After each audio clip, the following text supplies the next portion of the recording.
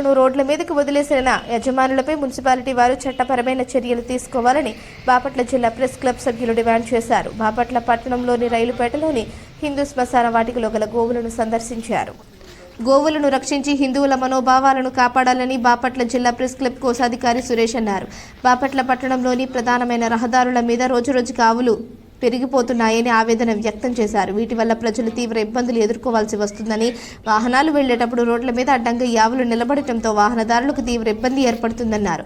రహదారుల మీద నుంచి ఆవులను ఎంత తోలినా పక్కకి తోలుకోకుండా అలాగే రోడ్డు మార్గంలో నిలబడిపోవడంతో ట్రాఫిక్ కు తీవ్ర అంతరాయం కలుగుతూ ఎవరిని ఎటు నుంచి వచ్చి పొడుస్తాయో తెలియని భయంతో ప్రజలు తీవ్ర ఇబ్బందులు పడాల్సి వస్తుందన్నారు. సదరు విషయాన్ని మున్సిపల్ కమిషనర్ కి తెలియజేయగా బాపట్ల పట్టణంలో తిరుగుతున్న ఆవులను జములపాలెం ఫ్లైఓవర్ బ్రిడ్జ్ దగ్గరలో ఉన్నట్టు హిందూ శ్మశాన వాటికకు తరలించగా అలా కొద్ది రోజులు గడిచిన తర్వాత సరైన పోషణ ఆవులకు లేకపోవడంతో ఇప్పుడు దాకా 12 ఆవులు చనిపోయాయని సదరు ప్రజలు ఈ విషయాన్ని తెలియజేశారన్నారు. హిందూ ప్రజలు ఆవులను ఎంతో పవిత్రంగా కొలుస్తూ ఉంటారని, అలాంటి ఆవులను హిందూ శ్మశాన వాటికలో ఉంచడమే కాకుండా వాటికి సరైన పోషణ చూడకపోవడం మున్సిపాలిటీ వైఫల్యమే అని ప్రజలు ఆగ్రహం వ్యక్తం చేస్తున్నారన్నారు.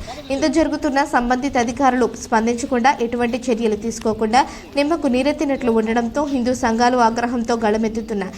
దాతల ద్వారా గోవులకు సరిపడే గడ్డి, తవుడు అందించడం జరుగుతుందన్నారు. విషయాన్ని తెలుసుకున్న ప్రజాహిత కన్స్ట్రక్షన్స్ గోపాలం వెంకటేశ్వర్లు అలియాస్ బుజ్జి తన సౌబల్యంతో గోవులకు 10 ఎకరాల గడ్డి గోవులకు అందిస్తానని ఆయన ముందుకు వచ్చారన్నారు.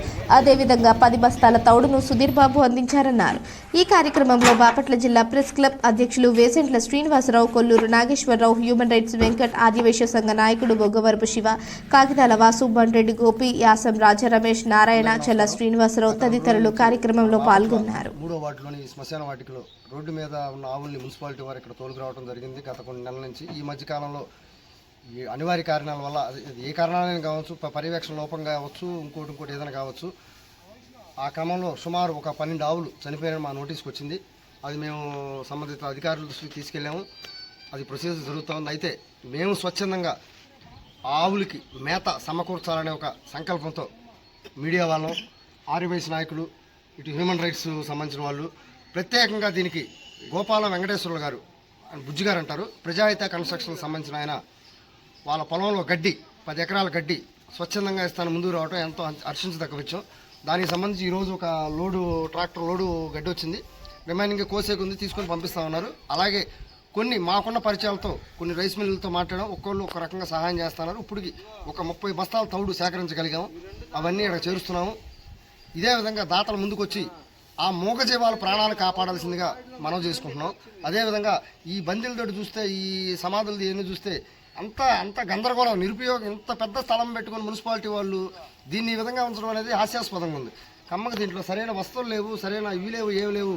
అది కూడా కొంచెం పర్యవేక్షించి దీని మీద కూడా కొంచెం దృష్టి పెట్టాలని, హిందువుల మనోభావాలను కాపాడాలని మేము కోరుకుంటున్నాం.